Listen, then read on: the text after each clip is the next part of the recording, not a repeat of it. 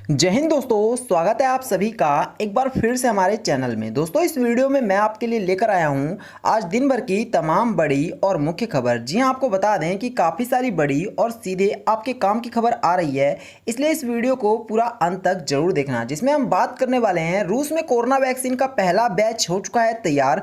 भारत में इनको मिलने वाला है सबसे पहला टीका। साथ ही कोरोना महामारी से प्रभावित देशों में सबसे कम मृत्यु दर वाले लिस्ट में शामिल हो चुका है भारत। तो ये भारत के लिए बहुत बड़ी खुशखबरी आने वाली है। साथ ही धोनी के रिटायरमेंट पर सुब्रमण्यम स्वामी का आया है बड़ा बयान, जिसके बारे में हम आपको बताएंगे। साथ ही सोने चांदी के प्राइस में हुआ है एक बहुत बड़ा बदलाव, इसके बारे में भी हम बात करेंगे। साथ ही बदलने वाली है लड़कियों के शादी की उम्र, तो इसके बारे में भी हम बताएंगे। साथ ही प्रियंका का योगी सरकार पर एक बार फिर से हमला, जिसके बारे में हम बात करेंगे। साथ ही उद्धव सरकार ने फिर से ठुकरा दिए सुशांत केस को सीबीआई सौंपने की मांग, तो इसके बारे में भी हम आपको बताएंगे, इसलिए वीडियो को अंत तक देखना। साथ ही इस वीडियो को लाइक करके इसे और लोगों के साथ शेयर करना, ताकि हमारी मेहनत सफल हो सके। साथ ही अगर अभी तक आपने हमारे चैनल को सब्सक्राइब नहीं किया है तो इसे सब्सक्राइब भी कर लेना। तो चलिए सीधे बात करने वाले हैं उन तमाम बड़ी खबरों की जो कि सीधे आपके काम। दोस्तों बता दें कि रूस में कोरोना वैक्सीन का पहला बैच हो चुका है तैयार। भारत में इन्हें मिलेगा सबसे पहला टीका। जी हां, रूस ने सबसे पहला बैच अपने कोरोना वैक्सीन का तैयार कर लिया है और इससे आने वाले दिनों में उन तमाम देशों को सीधे मदद मिलेगी जिन देश में कोरोना वायरस अभी भी कंट्रोल नहीं हो रहा है। कहा जा रहा है कि भारत भी उन देशों की लिस्ट में शामिल है जो कि रूस से कोरोना वायरस की दवा लेने की प्रयास कर रहे हैं। तो बता दें कि रूस ने हाल ही में बयान दिया है और साथ ही भारत के प्रधानमंत्री मोदी ने भी यह बयान दिया है और उन्होंने कहा है कि सबसे पहले कोरोना वायरस की वैक्सीन देश के कोरोना योद्धाओं यानी कि हमारे जो पुलिसकर्मी हैं, स्वास्थ्य कर्मी हैं, इन तमाम लोगों को कोरोना वायरस की वैक्सीन प्रोवाइड करवाई जाएगी। चलिए बात करेंगे एक और बड़ी खबर की। कोरोना महामारी से प्रभावित देशों में सबसे कम मृत्यु दर वाले लिस्ट में शामिल हो चुका है भारत। जी हां दोस्तों, बहुत ही अच्छी खुशखबरी है अपने देश के लिए, इसलिए इस वीडियो को अभी तुरंत लाइक कर देना। दोस्तों आपको बता दें कि कोरोना वायरस इंडिया में यूं तो बहुत तेजी से फैल रहा है, लेकिन सबसे अच्छी और जो सबसे अहम बात है वो ये है कि भारत देश में कोरोना वायरस का रिकवरी रेट बहुत अच्छा है, जिसकी वजह से भारत देश में मृत्यु दर में भी काफ़ी तेज़ी से कमी आई है और भारत वो देश बन चुका है जिसमें कोरोना वायरस के मामले लगभग उन तमाम देशों के बराबर ही हैं, लेकिन फिर भी भारत में मृत्यु दर बहुत ही कम, जिससे कि हमारे देशवासियों को गर्व महसूस करना चाहिए। चलिए बात करेंगे एक और बड़ी खबर की। बता दें, धोनी के रिटायरमेंट पर बोले सुब्रमण्यम स्वामी का बड़ा बयान, माही को लड़ना चाहिए साल 2024 का लोकसभा चुनाव। जी हां दोस्तों, बड़ी खबर है। सुब्रमण्यम स्वामी ने एक बार फिर से अपनी राजनीति वाली चाल चली है, या फिर यूं कह सकते हैं कि धोनी को भी उन्होंने रास्ता दिखाने की कोशिश की है और उनको लगता है कि धोनी जिस तरह से कहा जाता है कि देश के प्रधानमंत्री मोदी के बाद अगर भारत में दूसरा कोई व्यक्ति है जो सबसे फेमस है तो वो है MS धोनी, और इसी वजह से सुब्रमण्यम स्वामी ने यह सलाह दी है MS धोनी को कि MS धोनी को साल 2024 में होने वाला इलेक्शन यानी कि लोकसभा का चुनाव होने वाला है जो, उसको लड़ना चाहिए। अब देखना होगा कि धोनी की इस पर किस तरह की प्रतिक्रिया आती है, लेकिन इससे पहले बता दें कि धोनी ने किसी भी तरह से ये नहीं कहा है कि वो इलेक्शन में बिल्कुल भी इंटरेस्टेड है। चलिए बात करेंगे एक और बड़ी और सीधे काम। जी हां, आपको बता दें कि सोने चांदी के प्राइस में हुआ है बड़ा बदलाव। अब रह गया है सोने और चांदी का प्राइस मात्र इतना। दोस्तों सोने के दाम में लगातार आती तेजी के बाद लोगों का यही सवाल है, क्या ऐसी तेजी जारी रहेगी और उनके पास खरीदारी का मौका नहीं है। हालांकि पिछले दिनों सोने के दाम में 56,000 रुपए प्रति 10 ग्राम का स्तर छू लिया था, लेकिन अब गोल्ड रेट कुछ निचले स्तर पर आ चुका है। बता दें अब एक बार फिर से सोने और चांदी के प्राइस में 22 कैरेट के लिए सोने का दाम 51,150 रुपए प्रति 10 ग्राम पर पहुंच चुका है, जबकि 24 कैरेट का 56,000 के आसपास है। वहीं आपको बता दें सिल्वर की बात करेंगे, वहीं सिल्वर में भी एक बार फिर से गिरावट देखने को मिल रही है। इस वजह से इस टाइम पर सोने चांदी में आप थोड़ा खरीद सकते हैं अगर आपको बहुत ज़्यादा जरूरत है तो, लेकिन फिर भी अभी भी सोने और चांदी के प्राइस बेहद ही ज़्यादा ऊपर हैं।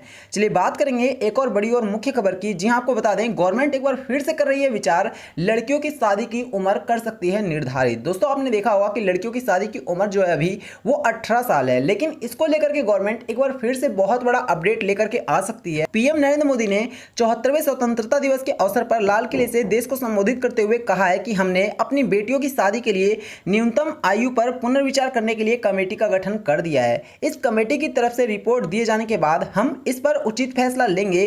कमेटी उन प्रयासों को भी देखेगी जो लड़कियों में कुपोषण को कम करने के लिए उठाए जा सकते हैं। तो कहीं ना कहीं पीएम मोदी ने इशारों में कह दिया है कि लड़कियों की शादी की उम्र एक बार फिर से बढ़ाई जा सकती है या इस पर सोच विचार किया जा सकता है। अगर लड़कियों की उम्र बढ़ती है शादी की तो इसको अब बढ़ा करके 21 साल कर दिया जाएगा। तो आप हमें कमेंट करके बताना कि क्या ये लड़कियों की शादी की उम्र 21 साल होनी चाहिए या फिर 18 साल ही परफेक्ट है। चलिए बात करेंगे एक और बड़ी खबर की। बता दें, प्रियंका का योगी सरकार पर एक और बड़ा हमला।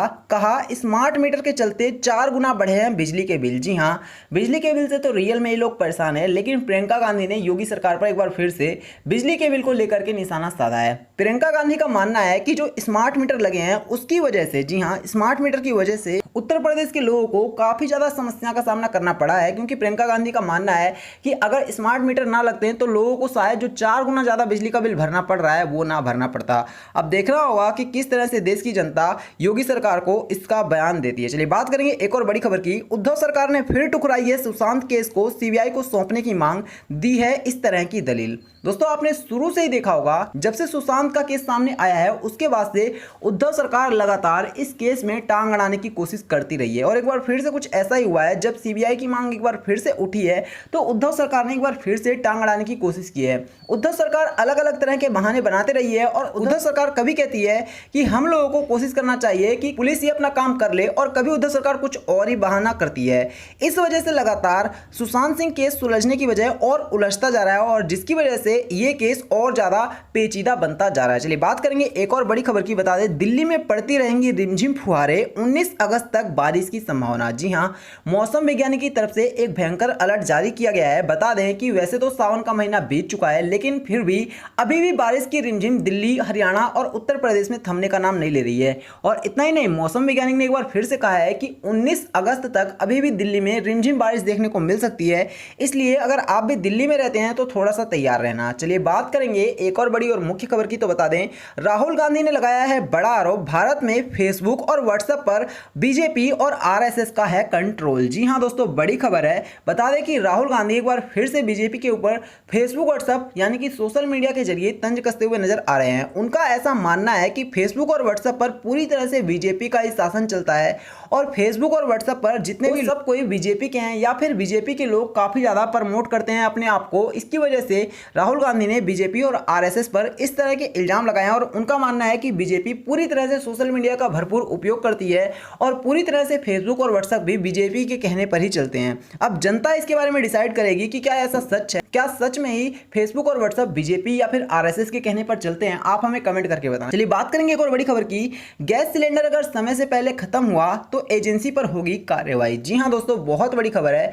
बता दें कि काफी बार ऐसा होता है कि हम सभी लोग सिलेंडर लेकर के आते हैं, लेकिन उसमें से कुछ गैस निकाल ली जाती है और बहुत सारे लोगों को इसके बारे में जानकारी नहीं होती है।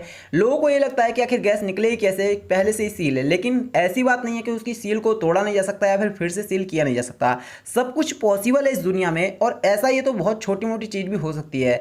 और इसी वजह से एक बड़ी खबर आ रही है कि अगर अब एलपीजी गैस सिलेंडर में से किसी भी तरह समय से पहले गैस खत्म हो जाती है, जितना एक महीने की क्वालिटी होती है या फिर जितना आपने उपयोग किया है, अगर आप उसके हिसाब से, अगर आपका उससे पहले ही खत्म हो जाता है गैस सिलेंडर, तो उस एजेंसी पर कार्रवाई होगी जहां से आप गैस सिलेंडर लाते हैं। तो आप भी थोड़ा इस बात का ध्यान रखा करें कि आपका गैस सिलेंडर कब, कैसे और कितने टाइम में खत्म होता है। चलिए बात करेंगे एक और बड़ी खबर की। कैंसर पीड़ित संजय दत्त एक बार फिर मुंबई के लीलावती अस्पताल में हो चुके हैं भर्ती। टेस्ट कराने के बाद मिल गई है छुट्टी। जी हां दोस्तों, बड़ी खबर है। संजय दत्त काफी ज्यादा परेशान हो रहे हैं क्योंकि उनको लैंग कैंसर हो चुका है, और जिसकी वजह से संजय दत्त लगातार जूझते हुए आ रहे हैं। और इतना ही नहीं, मुंबई ब्लास्ट में संजय दत्त का हाथ होने की वजह से उनको अमेरिका जैसे बड़ी कंट्री में भी वहां पर इलाज कराने के लिए नहीं जाने दिया जा रहा है, और इसी वजह से संजय दत्त की परेशानी और बढ़ती जा रही है। लेकिन फाइनली अब संजय दत्त लीलावती अस्पताल में भर्ती हो चुके हैं और वहीं पर ही उनको इलाज करा जा रहा है। अब हमारी भगवान से यही विश है कि हमारे संजय दत्त जल्द से जल्द ठीक हो जाएं और एक बार फिर से वो बॉलीवुड में दमदार एंट्री करें। चलिए बात करेंगे एक और बड़ी खबर की। बिहार में चुनाव से पहले खुलेगा नौकरियों का पिटारा, अंकों के आधार पर मिलेगा जॉब। जी हां दोस्तों, एक बार फिर से नीतीश सरकार उन तमाम बेरोजगार युवाओं के लिए काफी ज्यादा अलर्ट नजर आ रही है जिन्हें अभी भी किसी भी तरह से कोई जॉब नहीं मिल पाई है। बता दें कि नीतीश सरकार लगातार प्रयास कर रही है कि उन लोगों को जॉब दिया जाए जिन्होंने 10वीं और 12वीं में काफी अच्छे अंक हासिल किए हैं। और इतना ही नहीं, जिस तरह से लॉकडाउन में मजदूरों को काफ़ी परेशानी हुई है, इस वजह से भी गवर्नमेंट लगातार कोशिश कर रही है